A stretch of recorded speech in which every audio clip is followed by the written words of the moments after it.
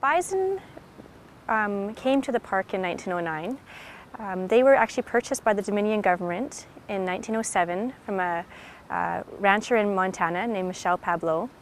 And he was living in the Flathead Valley in Montana, and the United States government was looking to open the Flathead Valley for settlement, and he was looking for a place to graze his bison. And the Dominion government were alerted by their land agents in the States that Pablo was looking for somewhere to graze his herd, or was even interested in selling them. And the Dominion government at first weren't interested, but then decided to buy the herd. And the Elk Island National Park was actually the first park that was earmarked for this herd.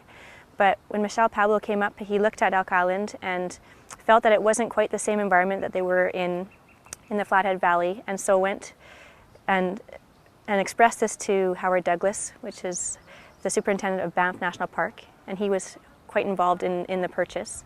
And so the Dominion government looked for a new area to range the bison, and they settled on Wainwright area, just south of Wainwright. And I think one of the reasons they did was because this area hadn't been settled. It's a very sandy area, and not a lot of settlers were in the area. So they set aside this area as a national park. It was open to the public, and there's actually the north gate where we're at here was the north end of the park, and visitors would come through this gate and sign in. And there was also the south gate near Hardisty, Alberta. And so people could drive through the park at that time. Of course, you can't do that now that it's a military base, but at that time you could go through the park.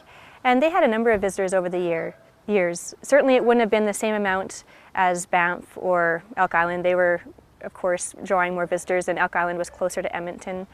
But in this area, there was the train, the Grand Trunk Pacific, and later CN Railway went through this area.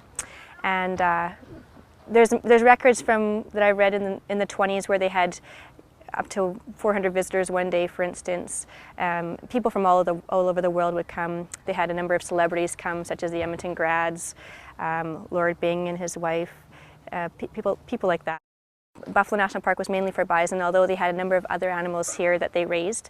And part of the reason for that was Banff National Park was the first national park in Canada, and since Howard Douglas was the superintendent there and was highly involved in this park, similar things happened. So they had a display paddock at Banff where they had some exotic animals and animals on display, and so they had the same thing here. So they had a display paddock near the railway where people would come in. So they had moose, elk, and deer, antelope, and so people would come and see those animals, and they also ranged inside the park as well.